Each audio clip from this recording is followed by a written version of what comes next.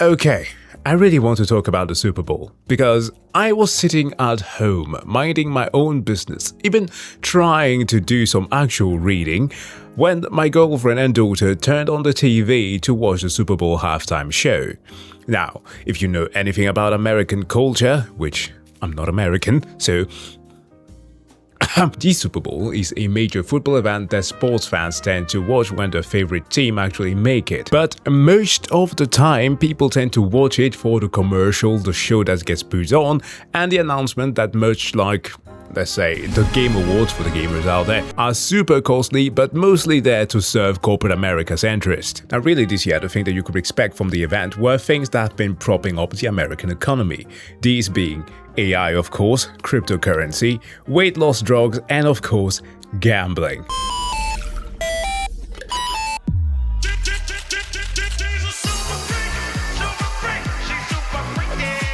Good news, go Slackbot. Perfect. That is a clear and achievable goal. Look at that, if it isn't one of the Paul brothers, a millionaire pushing onto you gambling apps that are going to ruin your life. These companies will be spending upwards of $8 million for a 30-second ad, and it is bloody ridiculous. But more ridiculous though is how many of these there were this year. It was an absolutely insane number of ridiculous ads that I could be spending half an hour talking about, but I single out one specific one. Being this thing here from AI.com, and you kind of know where this is going. See, the CEO of Crypto.com bought AI.com, the domain, for $70 million, all for the purpose of offering AI agent services. You know, those things that we told Microsoft to stop pushing on us, and then they say, yeah, we kind of made some mistakes, 11 of these, and we fucked up. And thus, they decided to double down on including the damn thing everywhere, especially in Windows Explorer. What the hell? Also, AI agents are the reason as to why your graphics cards are no longer being produced. Because, I quote Jensen Huang, we are going to torture everyone until value is delivered. I did check, there is more wine. My guy, you create AI slop. Where is the value? Anyways, this purchase, plus the advertisement, so a total of $78 million, culminated in this ad.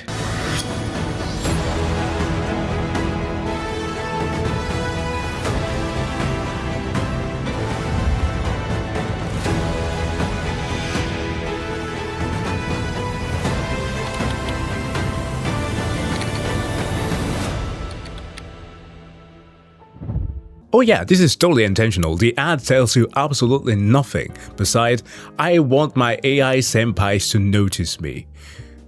All of those dudes. And even better, if you go on the site, right, to search for it, the first thing that you get to see is a prompt for you to provide your credit card informations.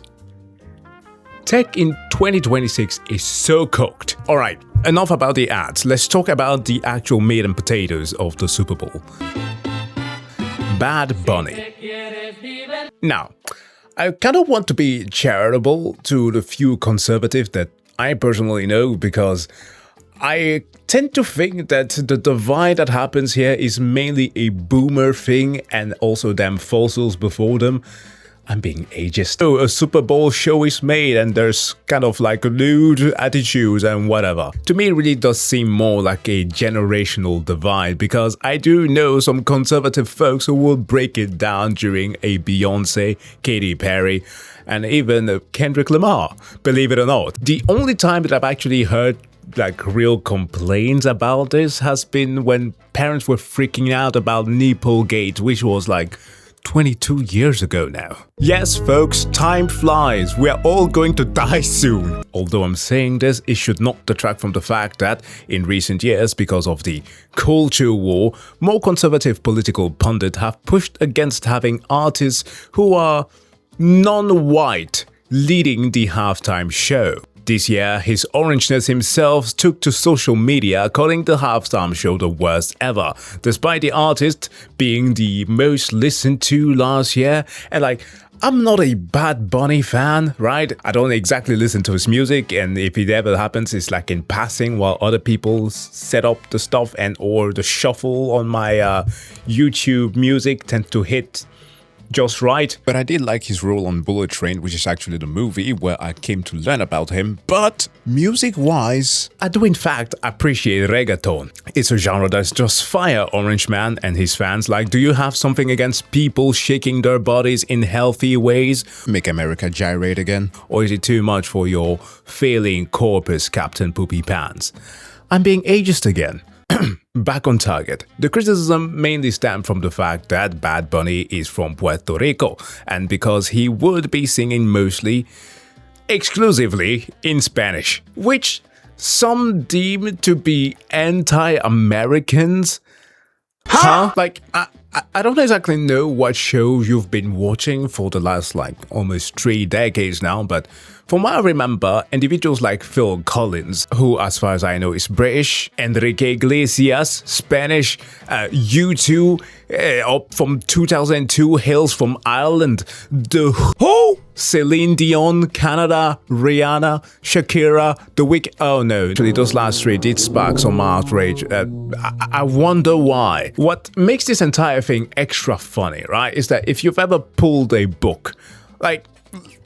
Few moments. Take this one here that talks about volcanoes, right? Mount St. Helen that we have on this picture. Well, that's the United States right here. And if I go one page after this, we have Mexico and Central American volcanoes. And not far from this, we have volcanoes from the Caribbeans.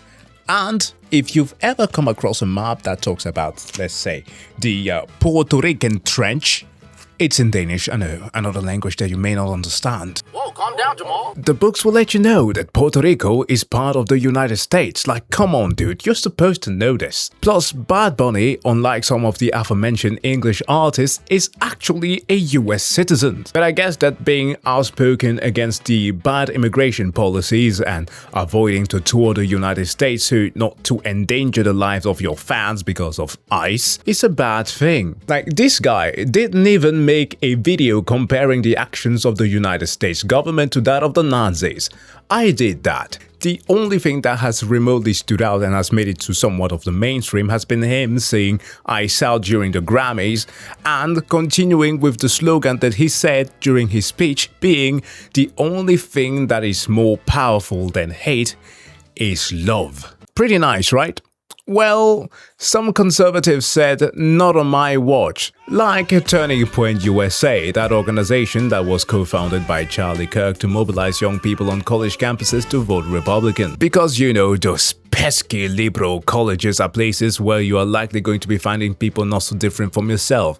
Exchange thoughts, exchange numbers, one thing might lead to another and you might bang. Oh, maybe not. I mean, that's not a prerequisite or anything. But one thing that is for certain, you might be listening to some reggaeton and out of nowhere you are infected with that woke, ass-shaking mind virus. And suddenly you're no longer part of the Christian ministry. You don't propagate a lie about an election being stolen. And you miss your seat on one of the 80 buses that Charlie Kirk wanted you to be on onwards to the Capitol during a very specific day. Wait, was that too much? No, you weren't allowed to participate in a good time with the actual Super Bowl halftime show because there was a side gig, one led by none other than the man with the angelic voice. Tell me how you define white identity and what you think is being erased about white identity. Certain types of Anglo-derived culture, foodways could often be different. Yeah. And those music could be different. And those are being erased. If you look at the Super Bowl halftime show, which was not in English this year. So our ability to access white churches or white food or white music is being erased. You can't watch non-white derived music, but instead we're going to put you to watch a rapper that is none other than Kid fucking Rock. For an organization that was supposed to mobilize the youth, they really did pull a "hey fellow kid" here, didn't they? Well, you know what? Let us see what it is that Mr. I am such a cool 50-year-old Kid Rock has under his portfolio. What the hell is this? Cool Daddy Cool. With such lyrics as, young ladies, I like them underage. See, some say that's statutory, but I say it's mandatory. Oh my God. I hope this man is not in the files. Well, were I to summarize the Turning Point USA halftime show, it was ass. And I'm feeling bad for every single conservative kid, youth, or whatever, mind you, even the elderly, who wasn't allowed to watch the real performance because, you know, even Trump's own little place showed Bad Bunny. He himself watched it. Like, how is the irony not lost on these people? Because not only was the production value of the Turning Point show really bad, the man wasn't even singing. While I can't 100% confirm that he was actually lip-syncing it, there was so much delay to the stuff that he was saying, his actions, his movements, the voice, none of it matched. This 50-year-old plus man singing about chicks with beepers. Like, good grief, how many of you know what a beeper is? Even at some point, joining his little thing there was a violinist and a cellist who joined him, and they kind of pretended to play.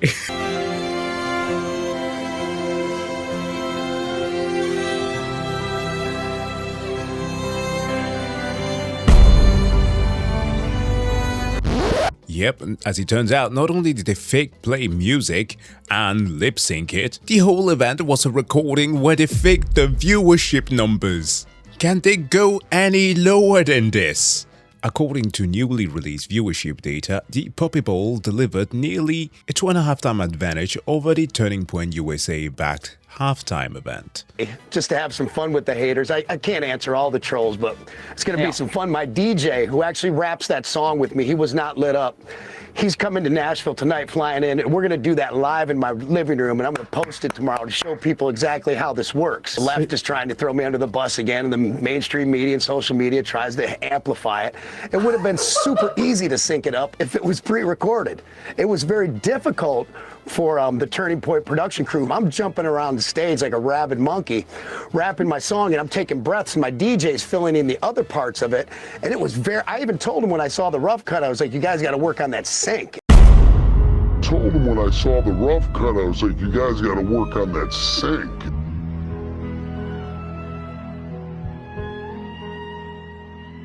If this is not indicative of what this administration does, like just putting up a front and not actually getting anything done, then I don't know what is. Now, on the flip side of this, Bad Bunny had an amazing show, one that was jam-packed full of Easter eggs, history, and artistry.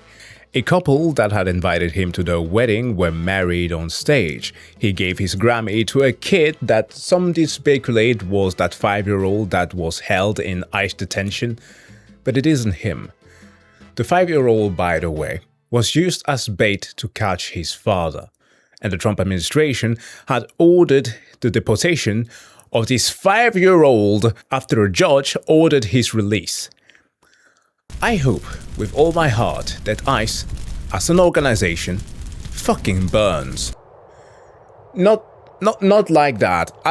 Why the fuck are people burning snow? We've done this already. Stop! A bunch of celebs were hiding in La Casita here, and speaking of hiding, the trees were people. They were actual people, which is a super wild move, but a very cool thing about this is that I recently watched Wonder Man. I know, a bit of a sidetrack, which I of course highly recommend. It's a pretty good show. But at the end of episode 1 was a dedication given to a Juan Spike Osorio, who tragically died on set. He was a rigger working on the show, and the International Alliance of Theatrical Stage Employees, the folks responsible for these kind of things, stepped in. And, well, they are the same who were responsible for the people in the tree costumes to ensure their safety and all of that.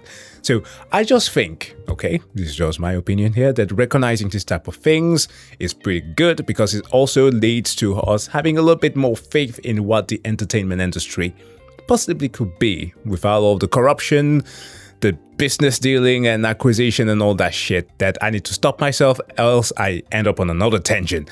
Most important for me though was the cultural injection here. You had the start with the sugar canes, which as an African I can super relate to, when the US seized control of Puerto Rico in 1898, Sugar Corporation took over the land and extracted all of the wealth. That is a lot of the wealth. And if you can't understand Spanish, that was the thing that Ricky Martin was singing about, more specifically with regards to Hawaii. The utility poles. I don't know what I'm going to be putting in the background here. Perhaps something from Chicago or Red Dead Redemption. But I kind of miss these things. I know it's a weird kind of stuff to mention because I live in the cold north where every single thing is buried on the ground, but there's something nostalgic about these. But this is of course a mention to the ongoing energy crisis in Puerto Rico, something that was exacerbated by the hurricanes of 2017, you know, Irma and Maria, which FEMA, during the Orange Man's first term, completely fumbled. But the amazing thing about this show is that you could truly feel the Puerto Rican pride, the joy of a culture that a lot of Americans very well know. Like, I can't imagine anybody going somewhere either across the many states, and especially in spaces like, let's say, freaking California, and not enjoying Puerto Rican cuisine. It's so ingrained in a lot of the things that you do, the meals that you eat, the music, the hobbies, the friends that you have. And hell, you don't even need to be Americans to relate to some of these things. Like, I'm not Puerto Rican, but I have made some acquaintances, and I knew for the first glance that when I saw that kid sleeping there, that was literally a reference to how it is that parties, and also just gathering in general, are too damn long. Like, mama, I have school tomorrow. You have no idea how many times I've heard that. Also, there was Lady Gaga wearing MAGA. No, the flower, for fuck's sake. Also, I really got to shout out Lady Gaga. I'm a huge fan. Okay, I'm just saying that because she's one of those artists that I'm not exactly a fan of that type of music. I've always vibed with the stuff that she does. Also, like, she came out last year in her Old Testament form, right? When the world was collapsing to AI. It felt very much like 2009 again. Oh yeah, where was I? Bad Bunny. Now, you see, this was all about peace and love. But of course, a piece of shit had to run his mouth and be racist. Because it wasn't enough that this doofus of a president made posts about the Obamas, depicting them as apes, and later on tried to play it off as, was it a play of the Lion King or something? But he had to portray the show as being vapid, as being bad, and had all of his cronies, of course, engaging in the same behavior. Just because it wasn't wide enough. Even fake Americans like Jake Paul, who fled to Puerto Rico in order to get tax exemption along with his brother, questioned whether or not Bad Bunny was a real American. Well, guess what, Jake? Real Americans can at least defeat the Brits. All I'm just gonna say here at the end is that you should not be mistaken. What Bad Bunny did at the end of that show, showcasing flags, not just of the collective Middle America and South American state, but also of the whole of the Americas, shouting out Canada. By the way, conservative, if you want to have somebody to create some music that is more to your liking, I guess get Shania Twain back on. It's been what? 2 decades now since she did some country music for you. She's pretty good, but she's Canadian, and you imposing tax and or tariffs on Canada, which was largely trading with you for free, might be straining that relation, but I don't know. You figure that out. But him showcasing all of this, talking about unity, wanting to bring people together, is the important message. Because the way in which you're getting through this is by showing more love than the hate that is being perpetuated right now. So, yeah. I really love that, okay? In this very, very bad time, seeing something that not just showcase artistic beauty with a killer production, by the way, like holy shit. Like when I thought that the stuff that Kendrick did was pretty nice with the constant shifting of the camera and angles and everything, but having what Bad Bunny did and oh god, that was so good. Like, you might not care about the music, but you are going to like the way that every single scene is set here. It showed what makes America strong, and it is its diversity of people. So cherish that. That being said, I hope that you liked the video and see you guys in the next one. Bye. I'll say it again, you know I'm not happy unless I'm mad, and buddy, I'm pissed off today. The NFL went through with their little woke halftime Bad Bunny show. I'd rather watch Kristi Noem at the Puppy Bowl than Bad Bunny at the Super Bowl. I didn't watch 1 second of that halftime show. But here's my exact thoughts on the whole situation. I didn't understand a single word he said. And then somebody was like, you know that's Spanish. And I said, now I'm really pissed off. And they were like, you don't like Spanish, but you're fine with ball with the ball, to bang, diggy, diggy, second boogie, sit up, jump the boogie. Hell yeah, I'm all right with that. It's like you never seen anybody speak in tongues before. Kid Rock just so happens to catch the spirit every time he sings that song. It's amazing. That show was good. It was good. It was filmed in either one of them, them dark throne rooms from Star Wars, or maybe the dining room where Voldemort had all his meetings. It was dark, foreboding, not at all demonic. It was some of the best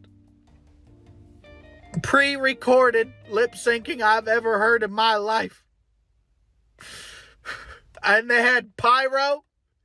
I know Charlie Kirk's wife was in the back. She was like, hey, keep it down with that shit. That's my gimmick. But I digest. Bad Bunny, whose show I didn't watch, by the way, his show was demonic. It was perverted. I've been told there was a lot of subtlety, which I hate. It had rhythm. It was sexual. It made my loins move in places I didn't even know I had places. There were all kinds of women shaking their culos and their tatas, and there were men grinding on each other. It was barely noticeable, but, you know, I got a keen eye for that kind of thing. I had to watch it back probably 10 or 15 times and go through 2 or 3 tissues, but they were grinding on each other. Just 2 men in a truck parked in the weeds, away from their wives and families and their judgmental communities. And, Jesus Christ. And it was disgusting, is what it was. It was, the show was divisive. It had all kinds of messaging. It was like, they said, God bless America. Together we are American. The only thing more powerful than hate is love. That sounds like something Jesus would say. And everybody knows us white, English-speaking MAGA Christians, we got a monopoly on Jesus. You don't say God bless America. We say God bless America. But like I said, I didn't watch, mostly because I'm unable to enjoy anything unless it's explicitly tailored to my wants and needs. And Bad Bunny's show, it was 14 minutes. I counted it. It was 14 minutes. Just people having a good ass time. And if there's one thing I hate, it's seeing other people happy.